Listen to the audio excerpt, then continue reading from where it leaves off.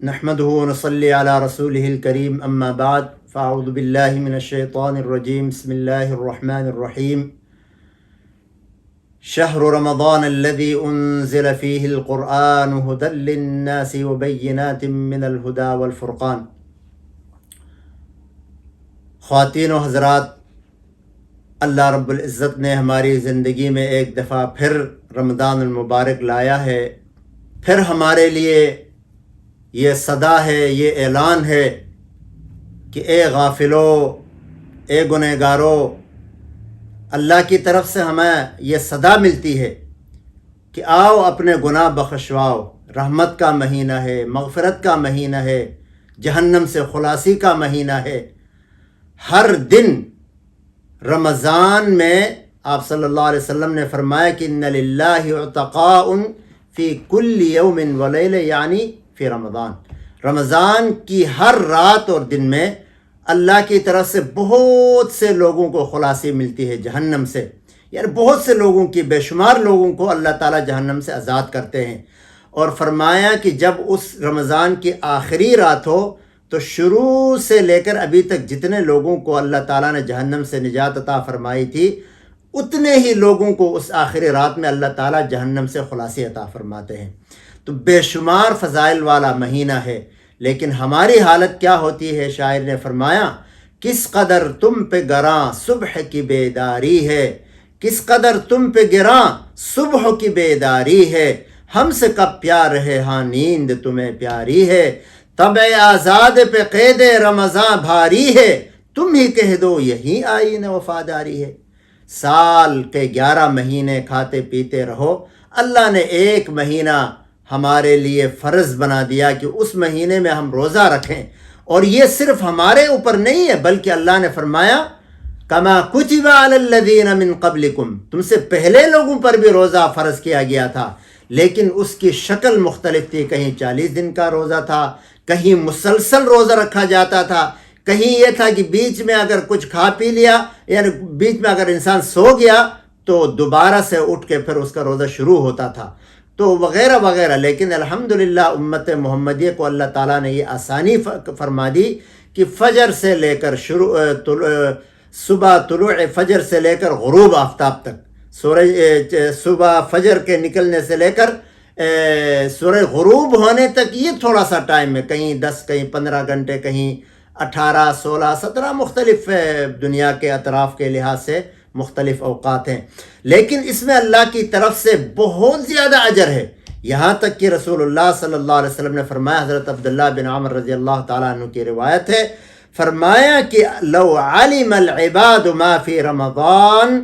لتمنت امتی ان یکون رمضان السنہ، اگر میری امت کو رمضان کی فضیلت کا پتہ چلے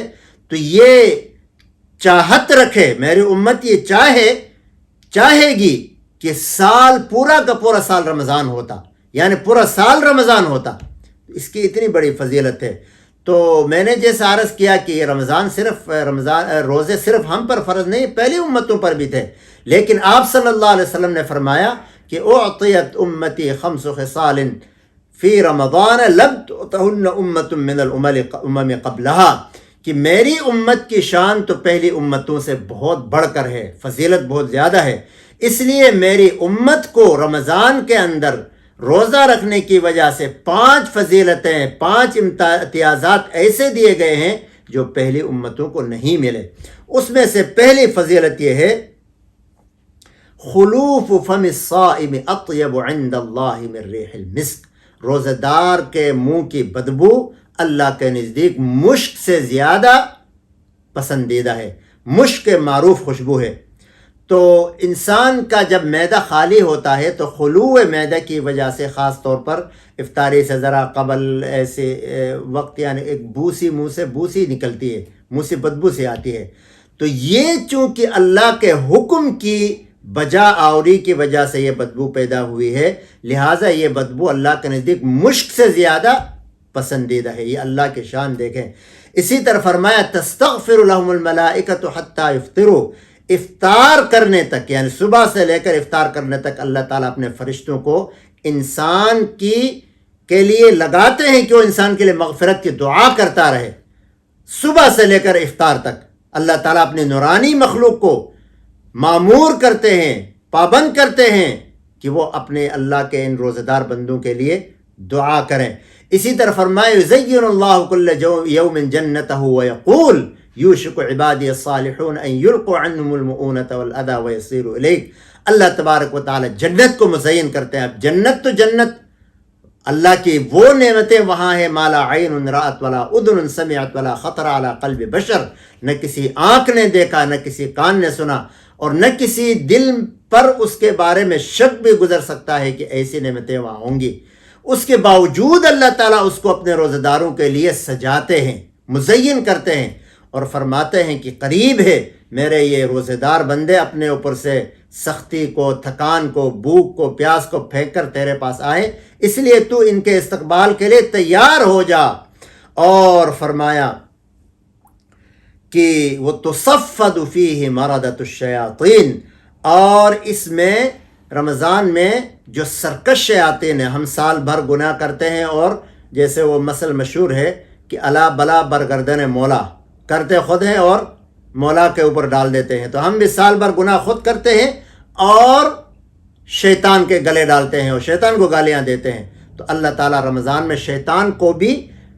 بیڑیوں سے، زنجیروں سے اس کو بند کرتے ہیں، ان کو جکڑ دیتے ہیں۔ فلا یخلصون الی ما کانوا یخلصون الیہ فی غیرہ، غیر رمضان میں جس آزادی کے ساتھ وہ اللہ کے بندوں کو گمراہ کرتے تھے، بہلاتے پھسلاتے تھے، گناہوں میں لگاتے تھے، رمضان میں ایسا نہیں کر سکتے۔ اور فرمایا کہ وہ یغفر لہم فی آخر لیلہ، رمضان کی آخری رات میں ان کی مغفرت کی جاتی ہے۔ تو آپ صلی اللہ علیہ وسلم سے پوچھا گیا کہ یا رسول اللہ اہی لیلۃ القدر، کیا لیلۃ القدر کی بات کر رہے آپ؟ فرمایا نہیں، لیکن اللہ کا نظام یہ ہے، قانون یہ ہے کہ کام کرنے والے کو دن کے آخر میں اس کے کام کا بدلہ دیا جاتا ہے۔ تو اس آدمی نے چونکہ پورے رمضان کا روزہ رکھا، اس لیے آخری رات اس کی مغفرت ہی کر دی جاتی ہے۔ سبحان اللہ، سبحان اللہ۔ اسی لیے کہا گیا، بڑے اچھے عربی کے اشعار ہیں، یا ذا الذی ما کفاہ الذنب فی رجبی حتی عصا ربہ فی شہر شعبانی لقد اضلک شہر الصوم بعدہما فلا تصیرہ ایضا شہر عصیانی ورتل القرآن واتل القرآن وسبح فیہ مجتہدا فإنہ شہر تسبیح وقرآنی۔ اے وہ شخص جس کو رجب کے اندر گناہ کافی نہ ہوا کہ وہ شعبان میں بھی گناہ کرتا رہا، لیکن اب اللہ نے ایسا مہینہ تم پر سایہ فکن کیا ہے کہ اس مہینے میں اب تو گناہ نہ کر، اس لیے کہ یہ رمضان کا مہینہ ہے، اس کے اندر تلاوت کر، اس کے اندر تسبیح کر، بڑی محنت مشقت کر، یہ محنت کا مہینہ ہے، یہ تسبیح کا مہینہ ہے، یہ قرآن کا مہینہ ہے۔ اسی لیے صحیحین میں حضرت ابو ہریرہ رضی اللہ عنہ کی روایت ہے، آپ صلی اللہ علیہ وسلم نے فرمایا کہ من صام رمضان ایمانا و احتسابا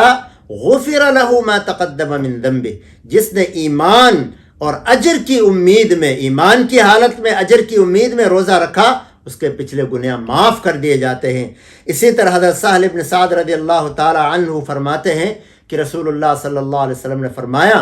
کہ ان فی الجنت بابا یقال له الریان، جنت کے اندر روزہ داروں کے لیے ایک خاص دروازہ ہے جس کا نام ریان ہے،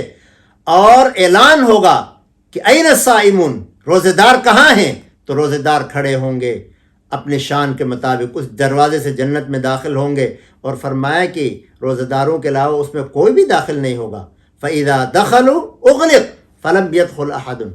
جب وہ روزہ دار داخل ہوں گے تو دروازہ بند کر دیا جائے گا، کوئی بھی اس میں سے داخل نہیں ہوگا۔ اسی طرح روزہ داروں کی شان دیکھیں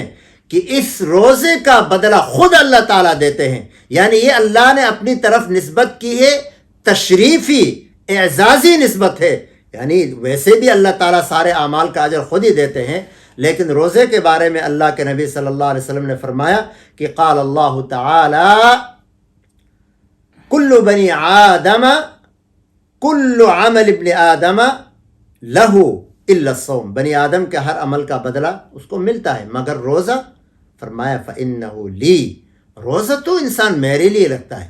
اس لیے روزے کا بدلہ ہی میں دوں گا۔ اور آگے فرمایا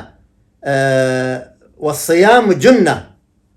روزہ تو ڈھال ہے. فَإِذَا كَانَ يَوْمُ صَوْمِ أَحَدِكُمْ فَلَا يَرْفُثْ وَلَا يَصْخَبْ، جب کسی کا روزہ ہو تو پھر فضول باتوں سے منہ سے فضول باتیں نہ بکے اور گندی باتیں نہ کرے، بے حیائی کی باتیں نہ کرے.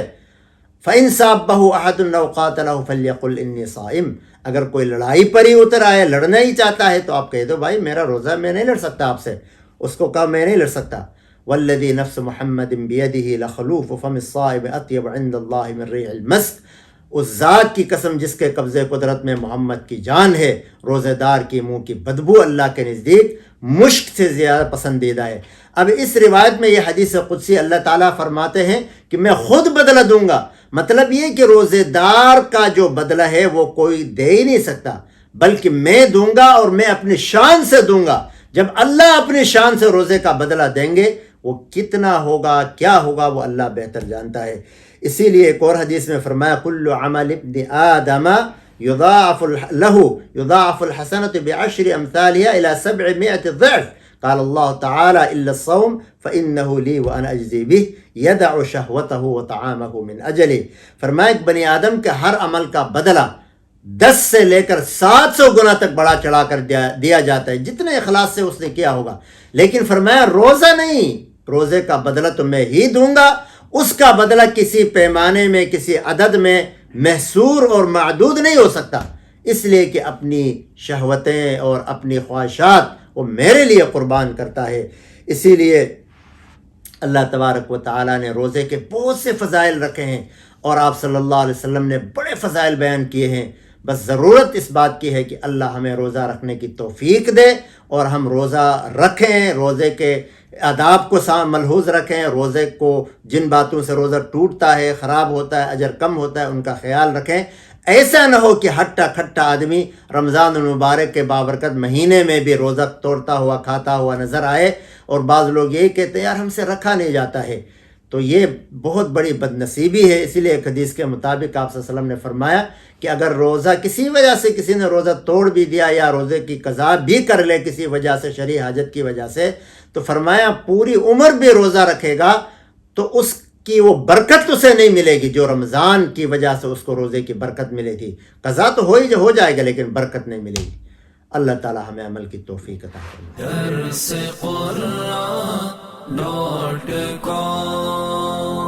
www.darsequran.com